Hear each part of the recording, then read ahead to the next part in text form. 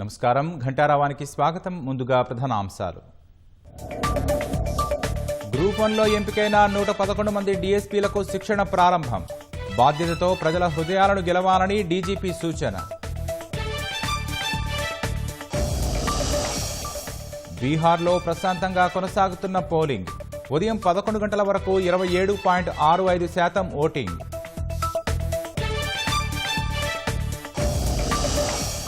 బఖ్తియార్పూర్లో vote వేసిన CM Nitish Kumar. బీహార్లో మరోసారి అధికారం చేపడతామని ధీమా.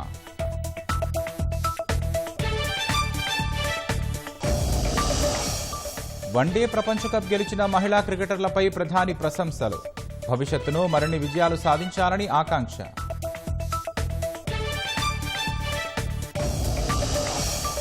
ఫిలిప్పీన్స్లో అత్యవసర పరిస్థితి ప్రకటన. కల్మేగి తుపాను బీభత్సంతో దేశాధ్యక్షుడి నిర్ణయం.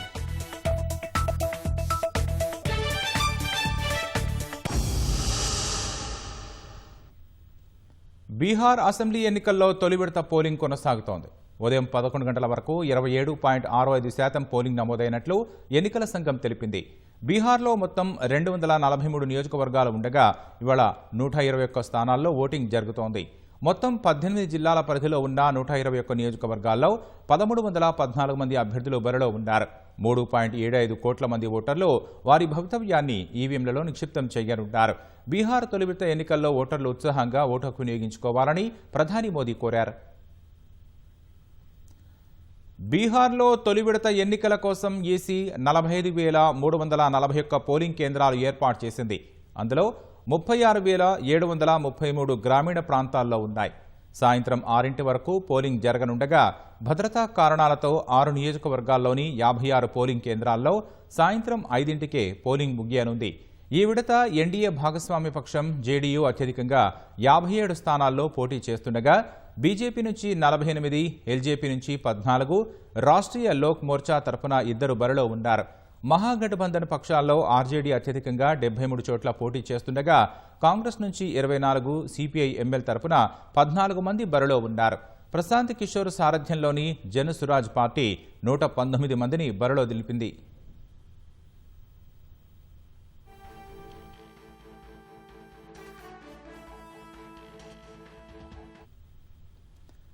బీహార్లో తొలి విడత ఎన్నికల బరిలో ఆర్జేడీ అగ్రనేత తేజస్వి యాదవ్తో పాటు బీజేపీ కీలక నేతలు డిప్యూటీ సీఎంలు సామ్రాట్ చౌదరి, విజయ్ కుమార్ సిన్హా, 14 మంది మంత్రులు పరీక్షను ఎదుర్కొంటున్నారు. 2020 ఎన్నికల్లో ఈ 121 స్థానాల్లో ఎన్డీఏ 70 సీట్లను గెలుచుకుంది. అప్పటితో పోలిస్తే తాము 17 నుంచి 19 సీట్లు అదనంగా ఈసారి గెలుస్తామని ఎన్డీఏ చెబుతోంది. మహాగఠబంధన్కు 2020తో పోలిస్తే 19 నుంచి 21 సీట్లు తగ్గుతాయని అంటోంది. గత ఎన్నికల్లోనూ ఈ ప్రాంతాల్లో ఎన్డీఏ ఆధిపత్యం చెలాయించింది. అయితే ఈసారి తామే ఆధిపత్యం సాధిస్తామని ఆర్జేడీ కూటమి ధీమా వ్యక్తం చేస్తోంది. మధ్యలో జన్ సురాజ్ పార్టీ అధినేత ప్రశాంత్ కిషోర్ ఎవరి ఓట్లను చీల్చుతారనేది ఆసక్తికరంగా మారింది.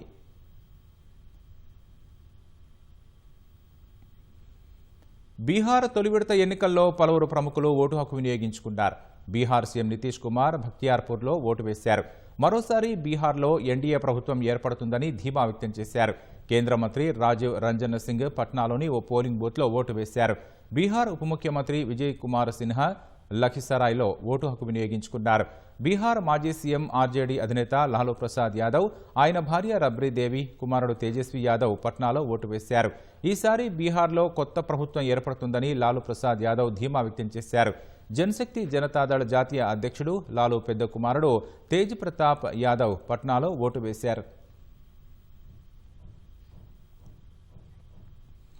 మహారాష్ట్రలోని పూణే జిల్లా సిరూరు పరిధిలో గత నెల రోజులుగా భయానక వాతావరణం సృష్టించిన నరభక్షక చిరుతను షార్ప్ షూటర్లు కాల్చి చంపినట్లు అటవీశాఖ అధికారులు వెల్లడించారు. మంగళవారం రాత్రి పింపర్ఖేడ్ గ్రామం వద్ద చిరుతను గుర్తించిన షూటర్ల బృందం ఈ ఆపరేషన్ను విజయవంతంగా పూర్తి చేసిందని చెప్పారు. గత నెల ఈ చిరుత దాడిలో 2 చిన్నారులతో పాటు ఓ మహిళ మృత్యువాత పడ్డారు. అధికారులు తగిన నివారణ చర్యలు తీసుకోవాలని చుట్టుప్రక్కల గ్రామాల ప్రజలు ఆందోళనకు దిగారు. అటవీ శాఖ వాహనాన్ని తగులబెట్టారు. ఈ నేపథ్యంలో రంగంలోకి దిగిన షూటర్ల బృందం 5-6 ఏళ్ల వయసున్న చిరుతను కాల్చి చంపినట్లు జున్నార్ అటవీ డివిజన్ అధికారులు తెలిపారు. మరో 2 చిరుతలను సైతం బంధించామని, వాటిని వంతారాకు తరలిస్తామని వెల్లడించారు. పోలీసుల నిజాయితీని ప్రజలు గుర్తించినప్పుడే పోలీసుల భుజంపై ఉన్న స్టార్స్కు అసలైన గుర్తింపని డీజీపీ శివధర్ రెడ్డి తెలిపారు. గ్రూప్ 1 ద్వారా ఎంపికైన 111 మంది డీఎస్పీలకు పోలీస్ అకాడమీలో శిక్షణ ప్రారంభోత్సవ కార్యక్రమంలో డీజీపీ పాల్గొన్నారు. తెలంగాణ పోలీసులకు దేశంలోనే ప్రత్యేక గుర్తింపు ఉందని, ఇప్పటివరకు అకాడమీలో ఇదే అతిపెద్ద బ్యాచ్ అవుతుందని డీజీపీ శివధర్ రెడ్డి తెలిపారు. Very interesting and important thing is that there are 115 officers. Out of them, only 4 have not come. 111 are there, and I think this is the largest batch. This is the largest batch ever of DSPs to get inducted, and I don't think there will be ever after. So for the next 10 months, this academy will be your world, your classroom, your gymnasium, your laboratory of leadership. And one day, when you stand in your own subdivision as Deputy Superintendent of Police, you will realize that what you learn here about self-control, teamwork, professionalism and ethics will stay with you forever. Study deeply, train sincerely and build lifelong bonds with your course mates and trainers. Some of the friendships you make here will last throughout your service. And in this profession, that network of trust is priceless. You will love together, compete together and sometimes struggle together. But when you march on the passing out parade ground 10 months from now, shoulder to shoulder, you will realize that every bit of the struggle was worth it. Let me end with this thought. A police officer's real authority does not come from the stars on the shoulder. It comes from the trust in people's eyes. Earn that trust through fairness, firmness, humility, professionalism and courage. You are the future of Telangana Police, a service that stands for safety, dignity, professionalism and justice for all. I wish you strength in training, wisdom in learning and pride in wearing this uniform. Welcome to Telangana Police. Hyderabad నగర శివారు రాజేంద్ర నగర్లో అనుమానాస్పద స్థితిలో యువకుడు మృతి చెందాడు. Shivrampalli Kenworth apartment flat number 805లో గత కొంతకాలంగా అహ్మద్ అలీ, అతని స్నేహితుడు మరో 2 యువతులు లివింగ్ రిలేషన్షిప్లో నివసిస్తున్నారు. గత రాత్రి అహ్మద్ అలీ అపస్మారక స్థితిలోకి వెళ్లడంతో వెంటనే ఈ విషయాన్ని గమనించిన స్థానికులు రాజేంద్ర నగర్ పోలీసులకు సమాచారం అందించారు. పోలీసులు సంఘటనా స్థలానికి చేరుకునే వరకు అహ్మద్ అలీ మృతి చెంది ఉన్నాడు. విచారణలో భాగంగా గత రాత్రి అహ్మద్ అలీతో మరో యువకుడు, 2 యువతులు డ్రగ్స్ పార్టీ నిర్వహించుకున్నట్లుగా పోలీసులు గుర్తించారు. అధికంగా డ్రగ్స్ వాడడం వల్లే అహ్మద్ అలీ మృతి చెంది ఉంటాడని పోలీసులు భావిస్తున్నారు. అనుమానాస్పద మృతి కింద కేసు నమోదు చేసిన రాజేంద్రనగర్ పోలీసులు దర్యాప్తు చేస్తున్నారు. ఫిలిప్పీన్స్లో కల్మేగి తుపాను బీభత్సం సృష్టించిన నేపథ్యంలో ఆ దేశ అధ్యక్షుడు ఫెర్డినాండ్ మార్కోస్ జూనియర్ అత్యవసర పరిస్థితిని ప్రకటించారు. తుపాను వల్ల జరిగిన నష్టాన్ని అంచనా వేసేందుకు విపత్తు ప్రతిస్పందన అధికారులతో సమావేశమైన తర్వాత ఈ నిర్ణయాన్ని తెలిపారు. అత్యవసర నిధులను వేగంగా పంపిణీ చేయడానికి, ఆహార నిల్వలు, అధిక ధరలను నిరోధించడానికి ఇది వీలు కల్పిస్తుందని అధికారిక వర్గాలు తెలిపాయి. ఫిలిప్పీన్స్లో కల్బేగి తుపాను కారణంగా మరణించిన వారి సంఖ్య 114కు పెరిగింది. 127 మంది గల్లంతు కాగా వారి కోసం సహాయక చర్యలు కొనసాగుతున్నాయి.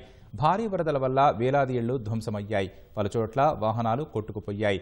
కల్మేగి తుపాను కారణంగా 20 లక్షల మంది ప్రభావితమయ్యారు. వరద ముప్పు ఉన్న ప్రాంతాల నుంచి సుమారు 5.5 లక్షల మందిని సురక్షిత ప్రాంతాలకు తరలించారు.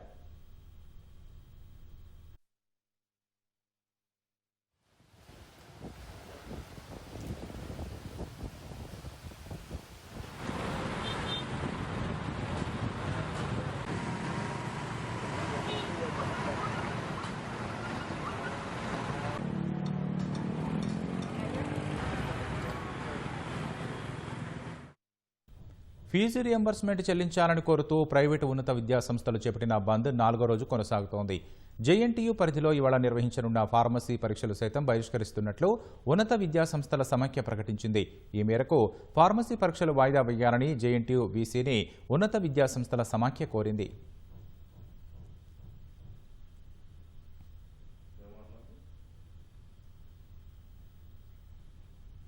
రంగారెడ్డి జిల్లా చేవెళ్ల మీర్జాగూడ వద్ద జరిగిన బస్సు ప్రమాదంలో మృతుల కుటుంబాలకు అధికారులు పరిహారం చెక్కులను పంపిణీ చేశారు. ఒక్కొక్కరికి 7 లక్షల చొప్పున 12 మందికి తాండూరులో ఇంటింటికి తిరిగి అందజేశారు. ప్రభుత్వం తరఫున స్థానిక MLA Manohar Reddy, deputy collector Umashankar Prasad, RTC regional manager Srilatha బాధితులకు చెక్కులను అందజేశారు. బాధిత కుటుంబాలకు ప్రభుత్వం ఎప్పుడూ అండగా ఉంటుందని భరోసా ఇచ్చారు.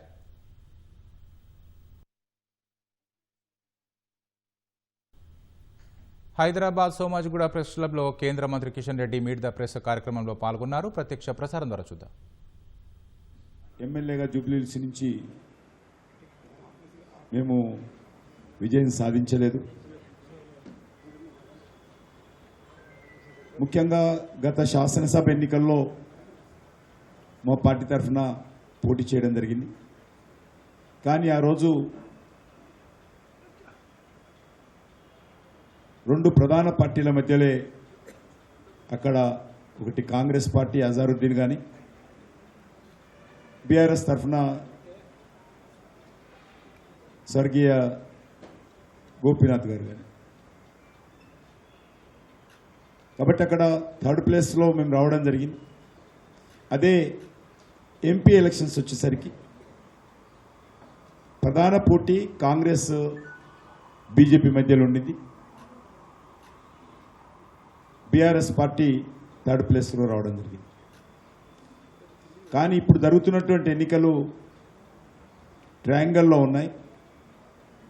నేను గత అనేక రోజులుగా కాన్స్టిట్యున్సీలో డోర్ టు డోర్ క్యాంపెయిన్ కానీ, చిన్న చిన్న గ్రూప్ మీటింగ్లు కానీ నేను పాల్గొంటున్నాను.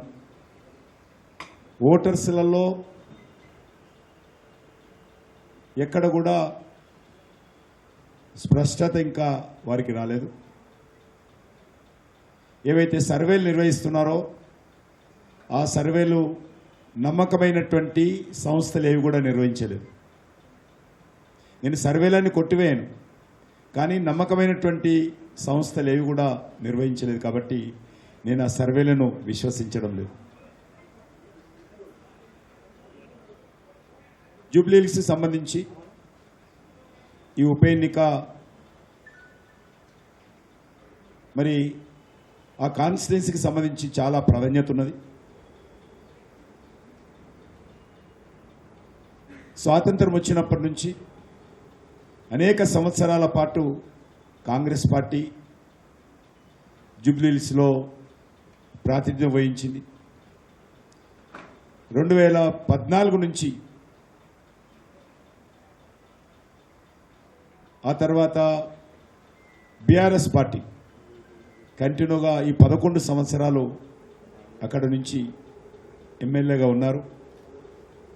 కార్పొరేటర్స్ కూడా ఉన్నారు. కానీ ఈరోజు చాలామంది, కొంతమంది ముఖ్యమైనటువంటి వ్యక్తులు, మీడియా జూబ్లీహిల్స్ గల్లీలో తిరుగుతున్నప్పుడు మరి ఆ యొక్క డెవలప్మెంట్లో జరిగినటువంటి నిర్లక్ష్యాన్ని చూసి ప్రజలు, ముఖ్యమైనటువంటి వ్యక్తులందరూ కూడా ఆశ్చర్యపోతున్నటువంటి పరిస్థితి ఉన్నది. అనేక బస్తీలు 365 రోజులు ఓవర్ఫ్లో అవుతున్న విషయం, రోడ్లు భయంకరమైనటువంటి పరిస్థితి, డ్రింకింగ్ వాటరు మరి పరిశుభ్రంగా లేకుండా డ్రైనేజ్ కలుస్తున్నటువంటి విషయం, నెలల తరబడి వెలుగనటువంటి వీధి లైట్లు ఈరోజు అక్కడ మనకు కనిపిస్తూ ఉంది. ముఖ్యంగా బోడబండ కానీ, రేమత్ నగర్ కానీ, కొంతపాటి ఎర్రగడ్డ కానీ, యూసుఫ్గూడ కానీ, షేక్పేట్ కానీ, ఈ ఏరియాస్లలో చాలా ఒక గ్రామ పంచాయతీలో ఉండేటువంటి డెవలప్మెంట్ కూడా అక్కడ లేదు. ఒక మండల హెడ్ క్వార్టర్లో ఉండేటువంటి డెవలప్మెంట్ కూడా మరి ఇది ఈ యొక్క భాగ్యనగరంలో లేదనే విషయాన్ని సందర్భంగా మనం చేస్తున్నాం. ఇది ఇంటర్నేషనల్ సిటీ అయింది. ఇస్తాంబుల్ అన్నారు, సింగపూర్ సిటీ అన్నారు, న్యూయార్క్, వాషింగ్టన్ DC అన్నారు. మరి పరిస్థితి ఏ రకంగా ఉందో మనం అర్థం చేసుకోవచ్చు. ఒక హైటెక్ సిటీ మీద రోడ్లేసి, రోడ్ల మీద రంగులేసి కొన్ని ఫ్లైఓవర్ కట్టినంత మాత్రాన ఇది ఇంటర్నేషనల్ సిటీ కాదు.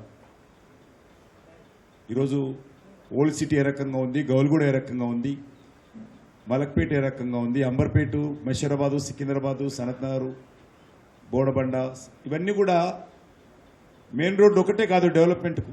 మెయిన్ రోడ్డు దిగితే బస్తీలలో చాలా సమస్యలు ఉన్నాయి. గతంలో నేను మొదటిసారి శాసనసభకు ఎన్నికైనప్పుడు ఈ జిహెచ్ఎంసీలో మిగులు బడ్జెట్ ఉండేది. బ్యాంకులో జిహెచ్ఎంసీ డబ్బులు డిపాజిట్స్ ఉండేవి. కానీ ఈరోజు పరిస్థితి ఏంటంటే వీధి లైట్లు వేయడానికి డబ్బులు లేవు.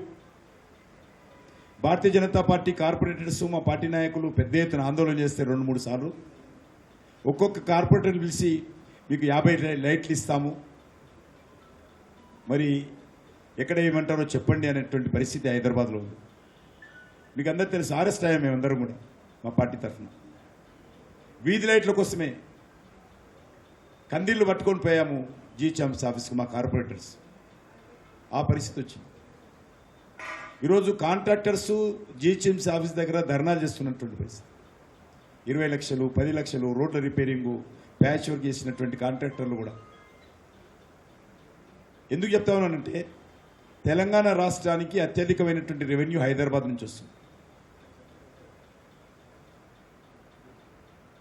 హైదరాబాద్లో ఉండేటువంటి ప్రజలకు 2 ప్రధానమైనటువంటి సంస్థలు సివిక్ ప్రాబ్లమ్స్. ఒకటి జిహెచ్ఎంసీ నిర్వహిస్తుంది, 2 హైదరాబాద్ మెట్రో వాటర్ నిర్వహిస్తుంది. కానీ ఈరోజు ఆ 2 సంస్థలు కూడా నిధుల కొరతతో తమ బాధ్యతలు నిర్వర్తించలేనటువంటి పరిస్థితుల్లో ఈరోజు 2 సంస్థలు ఉన్నాయి. హైదరాబాద్ సిటీకి అగ్రికల్చర్ లేదు, కోఆపరేటివ్ లేదు, ట్రైబల్ లేదు, అనేక విభాగాలు హైదరాబాద్లో లేవు. ఆర్ఎండ్బి కానీ ఇతరత్ర ఏవీ లేవు. ఉన్నటువంటి 2 ప్రధానమైనటువంటి సంస్థలు ప్రజలకు సంబంధించినటువంటి పౌర సమస్యలు పరిష్కారం చేసేటువంటి, పౌర సమస్యల పరిష్కార బాధ్యత చూసేటువంటి సంస్థలు జిహెచ్ఎంసీ, హైదరాబాద్ మెట్రో వాటర్. ఈ 2 సంస్థలు కూడా నిధుల కొరతతో ప్రధానంగా ఇబ్బంది పడతా ఉన్నాయి. దాని కారణంగా చాలా రకాల సమస్యలు బస్తీలలో వస్తూ ఉన్నాయి. అందుకే ఈరోజు హైదరాబాద్ నుంచి రెవెన్యూ వస్తున్నప్పుడు కూడా హైదరాబాద్ పరిస్థితి ఆ రకంగా ఉంది. జూబ్లీహిల్స్లో అది కూడా ప్రతిబింబిస్తూ ఉంది. ఇప్పుడు ఈ యొక్క ఎన్నికల్లో ప్రచార సరళి ఇప్పటి వరకు ఎమ్మెల్యేగా ఉన్నటువంటి బీఆర్ఎస్ పార్టీ, 2 సంవత్సరాల క్రితం వరకు అధికారం ఉన్నటువంటి బీఆర్ఎస్ పార్టీ ఈ యొక్క జూబ్లీహిల్స్ వెనుకబడినతనానికి, వెనుక వేయబడినతనానికి వాళ్ళు కూడా బాధ్యత వహించాలి. కాంగ్రెస్తో పాటు బీఆర్ఎస్ కూడా బాధ్యత వహించాలి.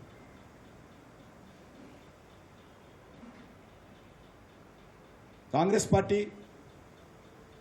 ఎన్నికల ప్రచారంలో ఎక్కడ కూడా మేము వచ్చినటువంటి 2 సంవత్సరాల్లో ఈ యొక్క ఇచ్చినటువంటి 6 గ్యారెంటీల విషయం కానీ, ఇచ్చినటువంటి అనేక రకాల 400 పైచీలకు సబ్ గ్యారెంటీల విషయంలో కానీ ఎక్కడ కూడా ప్రస్తావించడం లేదు. ఎంతసేపు వ్యక్తిగతమైనటువంటి విమర్శలకు, మజ్లిస్ పార్టీ మెప్పు పొందేందుకు గౌరవ ముఖ్యమంత్రి రేవంత్ రెడ్డి గారు ప్రయత్నిస్తున్నారు.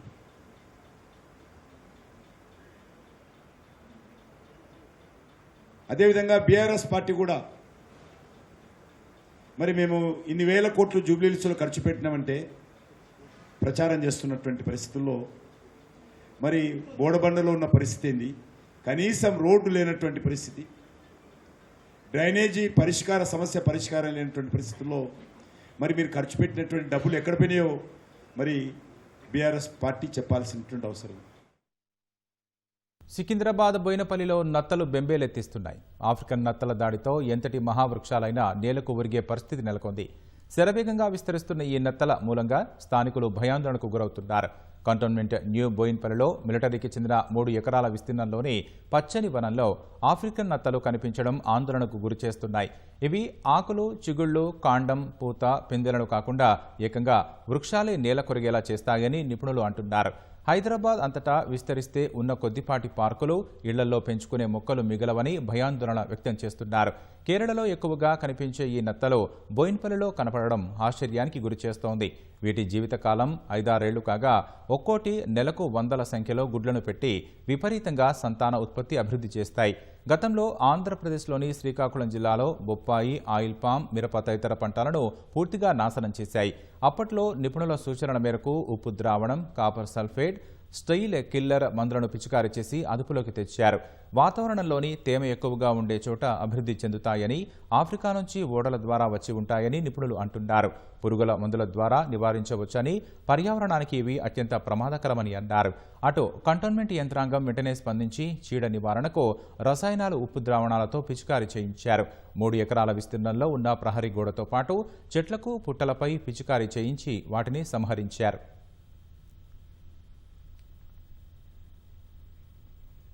ఆర్థిక సంవత్సరం సగం ముగిసినప్పటికీ రాష్ట్ర ఆదాయం బడ్జెట్ అంచనాల్లో 3వ వంతును మాత్రమే అధిగమించింది. పన్ను ఆదాయం 40% పైగా అంచనాలను అందుకుంది. గత ఆర్థిక సంవత్సరంతో పోలిస్తే ప్రస్తుత ఆర్థిక సంవత్సరంలో పన్ను ఆదాయంలో పెరుగుదల చాలా స్వల్పంగా ఉంది. బడ్జెట్ అంచనా శాతం మాత్రం నిరుడి కంటే తక్కువగానే ఉంది. 2025-26 ఆర్థిక సంవత్సరం సెప్టెంబర్ నెలాఖరు వరకు 12,000 కోట్లకు పైగా రెవెన్యూ లోటు, 45,000 కోట్లకు పైగా ఆర్థిక లోటు నమోదైంది. రాష్ట్ర ప్రభుత్వ ఖజానాకు వస్తున్న రెవెన్యూ రాబడులు అంచనాలకు దూరంగానే ఉంటున్నాయి. 2025-26 ఆర్థిక సంవత్సరంలో 6 నెలల కాలం ముగిసే వరకు రెవెన్యూ రాబడులు బడ్జెట్ అంచనాలో 33% మాత్రమే అధిగమించాయి. ఈ ఏడాది 2,29,720 కోట్ల రెవెన్యూ అంచనా వేయగా సెప్టెంబర్ నెలాఖరు వరకు 76,940 కోట్ల రూపాయలు మాత్రమే సమకూరాయి. పన్ను ఆదాయం అంచనాల్ని 40% మాత్రమే అధిగమించింది. పన్నుల ద్వారా 1,75,319 కోట్ల రూపాయలు అంచనా వేస్తే 6 నెలలలో 40.97% మేర 71,836 కోట్లు ఖజానాకొచ్చాయి. గత ఆర్థిక సంవత్సరంతో పోలిస్తే పన్నుల ద్వారా వచ్చే ఆదాయం పెరుగుదల చాలా స్వల్పంగా ఉంది.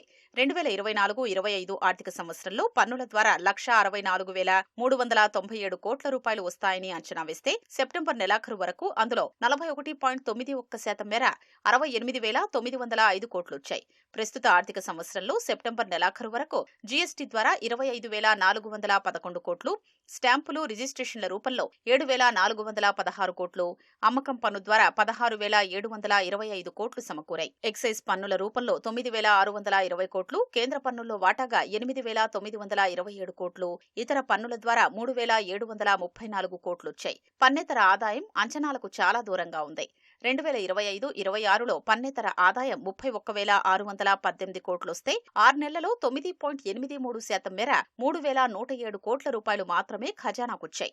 వచ్చిన పన్నేతర ఆదాయంలో కూడా సగానికి పైగా 1,529 కోట్లు సెప్టెంబర్ నెలలోనే వచ్చాయి. కేంద్రం నుంచి వచ్చే గ్రాంట్ల పరిస్థితి కూడా అంతే. 22,782 కోట్ల రూపాయలు గ్రాంట్లొస్తాయని బడ్జెట్లో భారీగా పొందుపర్చారు. సెప్టెంబర్ నెలాఖరు వరకు అందులో కేవలం 8.76% మేర 1,996 కోట్లు మాత్రమే రాష్ట్రానికొచ్చాయి. ఆశించిన మేర ఆదాయం లేకపోవడంతో ప్రభుత్వం ఎఫ్ఆర్బీఎంకు లోబడి రుణాలు భారీగా తీసుకుంది. ఈ ఆర్థిక సంవత్సరంలో 54,000 కోట్ల అప్పులు ప్రతిపాదించగా సెప్టెంబర్ నెలాఖరు వరకే అందులో 83% పైగా 45,000 కోట్లకు పైగా రుణం తీసుకున్నారు. ఈ ఆర్థిక సంవత్సరంలో సెప్టెంబర్ నెలలోనే అత్యధికంగా 11,723 కోట్ల రూపాయల మేర రుణాలు తీసుకున్నారు. అప్పులతో కలిపి 6 నెలలలో ఖజానాకు 1,22,103 కోట్ల రూపాయలు జమయ్యాయి. అందులో ప్రభుత్వం 1,11,603 కోట్లు వ్యయం చేసింది.